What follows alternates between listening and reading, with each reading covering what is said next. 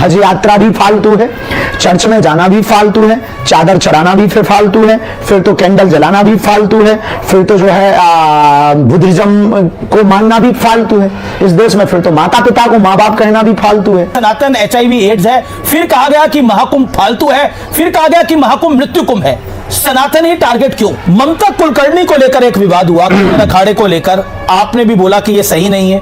प्रधानमंत्री ने नारा दिया एक है तो सेफ है, योगी आदित्यनाथ ने नारा दिया बटोंगे तो कटोंगे, और बटोंगे तो कटोंगे पे आपने बोला इसमें गलत बात क्या है? जय श्री राम मित्रों, इस इंटरव्यू में पंडित धीरेन्द्र कृष्ण शास्त्री जी से जब अमीश देवगन जी ने ऐसे ऐसे सवाल पूछे कि वो सभी सवाल और जो जवाब पंडित धीरेन्द्र कृष्ण शास्त्री जी ने दिया वो सभी हिंदुओं को देखना बहुत ही आवश्यक है। लालू यादव ने महाकुंभ को फालतू बता दिया, सनातन धर्म को HIV एड्स बता दिया गया, और महाकुंभ को फालतू कुंभ बता दिया गया, महाकुंभ को मृत्यु कुंभ बता दिया गया, और हमेशा कोई ना कोई मुद्दों को लेकर के हमारे सनातन धर्म को विपक्षी नेताओं के द्वारा हमेशा टारगेट किया जा रहा है। ममता कुलकर्णी को आचार्य महामंडलेश्वर बना दिया गया, और विपक्ष के सारे नेता बागेश्वर बाबा को टारगेट क्यों कर रहे हैं?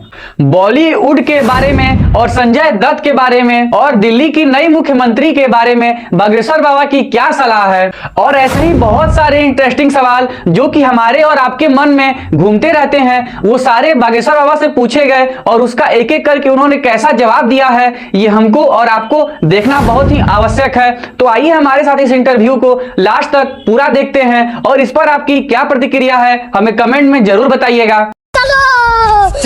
हमने हॉस्पिटल के अंदर मंदिर देखे हैं, लेकिन ये पहली बार होने जा रहा है बाबा कि बागेश्वर धाम में अंदर अस्पताल बनेगा। मित्र, हमारा बुंदेलखंड क्षेत्र है, बहुत पिछड़ा है, 10-12 जिले यूपी के हैं, 7-8 जिले MP के हैं। आर्थिक हीनता है, पलायनवादी बहुत लोग हैं, तो कई बार जब इनको बहुत इमरजेंसी हो जाती थी तो ये झांसी नहीं पहुंच पाते थे, ग्वालियर, झांसी, इधर सतना, रीवा, इधर भोपाल। तो कई बार कई रोगियों का शरीर किसी कारण बस बीच में ही शांत हो जाता था। जब कारण पता लगता था तब ये पता लगता था कि समय पर उपचार नहीं मिला, इसलिए अमुक रोगी की मृत्यु हो गई।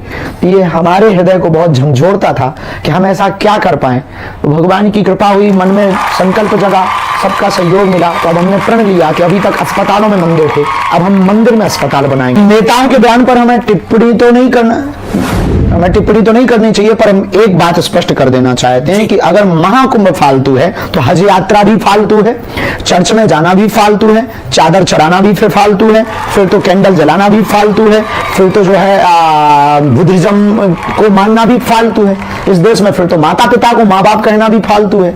वो हमारी आस्था का प्रतीक है, जहां करोड़ों लोग जा रहे हैं वो फालतू नहीं है। अपनी अपनी संस्कृति को मानने का, जानने का, प्रचार करने का, प्रसार करने का अधिकार संविधान में। इस प्रकार के बयानों से सबको बचना चाहिए और एक सनातन पर ही टारगेट नहीं करना चाहिए। लेकिन महाकुंभ में ये जाति नहीं दिखने को मिल रही, कोई वहां पर सैनी, शाक्य, मौर्य, दलित, महादलित, पिछड़ा, अति पिछड़ा नहीं दिख रहा, ब्राह्मण, ठाकुर नहीं दिख रहा, वहां पर सब एक दिख रहे हैं। दिक्कत यह है कि आपको लगता है महाकुंभ ने भारत को प्रेजेंट किया और भारत ने सनातन को प्रेजेंट किया। वहां पर कास्टिज्म नहीं था, राष्ट्रिज्म था। राष्ट्रिज्म होने के कारण भारत में एक अनूठी परंपरा महाकुंभ से प्रारंभ हुई है कि देश एकता की तरफ बढ़ चढ़ा। क्या अंगड़ा और क्या पिछड़ा एक जगह डुबकी लगा रहे, क्या आचार्य और क्या शंकराचार्य एक जगह डुबकी लगा रहे थे, क्या अमीर और क्या गरीब एक जगह डुबकी लगा। प्रोटोकॉल अलग अलग हो सकते हैं, जाने के रास्ते में VIP मूवमेंट हो सकते हैं, और गंगा के लिए तो दोनों एक थे। ना अमीर उनके लिए था कोई, ना कोई गरीब था, सब हिंदू थे, सब हिंदुस्तानी थे,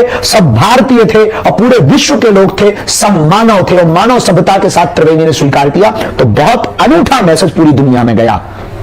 महाकुंभ और सनातन को टारगेट क्यों किया जाता है? पहले बोला गया कि सनातन HIV एड्स है, फिर कहा गया कि महाकुंभ फालतू है, फिर कहा गया कि महाकुंभ मृत्यु कुंभ है।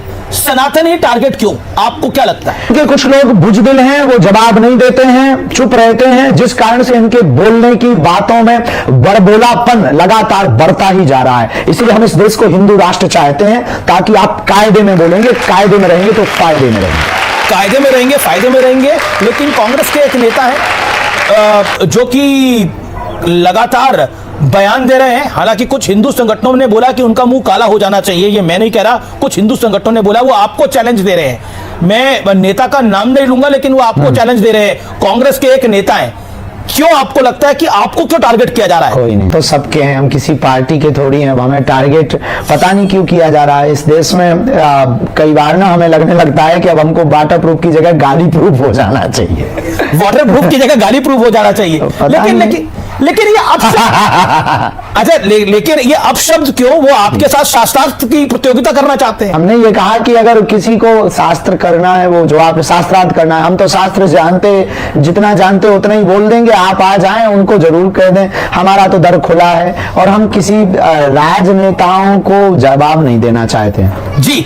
लेकिन चलिए मैं फिर धर्म की बात कर लेता हूं। ममता कुलकर्णी को लेकर एक विवाद हुआ, अखाड़े को लेकर आपने भी बोला कि यह सही नहीं है। अब दोबारा उनको महामंडलेश्वर की नियुक्ति उनकी हो गई है। क्या कहना चाहते हैं इस विवाद पर, ममता कुलकर्णी वाले मामले पर? एक बॉलीवुड की हीरोइन है, सबको सम्मान से काम करने का अधिकार है, लेकिन महामंडलेश्वर की पदवी सवालों में आ जाती है कई बार। ऐसा तो लगता है कि पदवी प्रभाव से नहीं होनी चाहिए, साधु स्वभाव से होना चाहिए। फिर भगवान, हमारे देश में आचार्य हैं, शंकराचार्य हैं, वो जो निर्णय लेंगे वो उचित लेंगे। उनके निर्णयों पर हम किंतु परंतु नहीं कर सकते। जी बिल्कुल, आपकी बात सही है। लेकिन ये बॉलीवुड को लेकर आपका प्यार भी है, आपका दुलार भी है, लेकिन आपका गुस्सा भी है। अब मैंने देखा आपके कार्यक्रम के अंदर आपकी जो पदयात्रा चली थी उसमें संजय दत्त जैसा सुपरस्टार सड़क पे बैठ गया था। तो बॉलीवुड पर आपको गुस्सा भी आता है, लेकिन बॉलीवुड आप वाले आपसे आशीर्वाद लेने भी आते हैं। अरे हर रास्ते में दोनों पक्ष हैं। हम सत्य को सत्य और असत्य को असत्य बोलते हैं। जो गलत है उसे वो हमारा भी क्यों ना कोई, हमें गाली इस देश में इसलिए मिलती है, हमारी कंट्रोवर्सी इसलिए होती है क्योंकि हम मुंह पर बेबा को जो रियल है वो बोल देते हैं। जो दिल्ली का नया मुख्यमंत्री है उसको क्या काम करने चाहिए? क्योंकि हम कोर्ट नहीं है, पर हम सलाह दे सकते हैं। क्या सलाह है? यमुना जी साफ हो जाए, वो सर्वविदित ही है जी।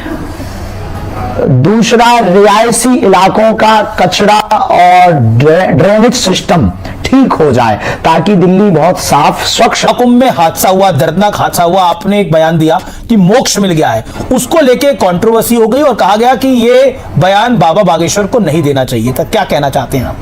आपसे भी त्रुटि हुई थी तब?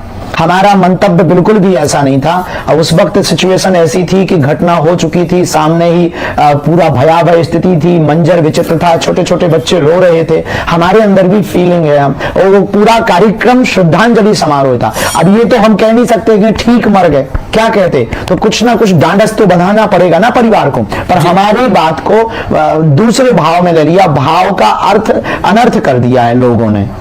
लोकसभा चुनाव में भारतीय जनता पार्टी की मनमुताबिक सीटें नहीं आई थी, 240 आई थी। बीजेपी पीछे रह गई थी और ऐसा लग रहा था कि अब पीछे की तरफ जाएगी। लेकिन प्रधानमंत्री ने नारा दिया, एक है तो सेफ है। योगी आदित्यनाथ ने नारा दिया, बटोंगे तो कटोंगे। और बटोंगे तो कटोंगे पे आपने बोला इसमें गलत बात क्या है? क्या आपको लगता है कि इसी वजह से हरियाणा, महाराष्ट्र और दिल्ली में प्रचंड जीत हुई है? ये जो हिंदू डिवाइड नहीं हुआ, आप क्या कहना चाहते हैं इस विषय? राजनीति के लिए नहीं कह सकते, क्या सबको अपना अपना अधिकार है वोट देने का, वो अपने हिसाब से वोट दें। तो भारत तो आजाद है, स्वतंत्र है, तो वोट डालने वाले भी स्वतंत्र हैं। पर जो देश के लिए काम करे, राष्ट्र के लिए काम करे, सनातन के लिए काम करे, उसी को जो है गरिमामय पद पर बैठना चाहिए। क्या जातिगत जनगणना होनी चाहिए? और आप बटोंगे तो कटोंगे के समर्थन में है? जातिगत जनगणना के पक्ष में हम बिल्कुल भी नहीं है। अगर गणना ही करनी है तो अमीरों गरीबों की कर दो आप, कितने अमीर हैं और कितने गरीब हैं। पर राहुल गांधी तो और अखिलेश यादव, केजरीवाल सब कह रहे हैं होनी चाहिए जातिगत जनगणना। अपना निजी मत है, सबको अपना मत बोलने का अधिकार है। जातिगत जनगणना से देश गृह युद्ध की तरफ चला जाएगा। और जातिगत जनगणना करके करोगे भी क्या? जनगणना इसलिए की जाती कि और कितने स्टेशन, पुलिस स्टेशन, हॉस्पिटल खोले जाएं, भर्ती निकाली जाए। पर अगर जातिगत जनगणना करेंगे तो देश गृह युद्ध की तरफ जाएगा। और हम सबको भारतीय बनाना चाहते हैं ना, हम जातियों में बांट करके सीमित और संकुचित क्यों नागरिकों को करें? भारत के लोगों की सोच व्यापक करें, राष्ट्रव्यापी करें, नेशनलाइजेशन को बहुत ज्यादा बढ़ावा देना। कास्टिज्म से हमें ऊपर उठ के राष्ट्रिज्म की तरफ जाना पड़ेगा।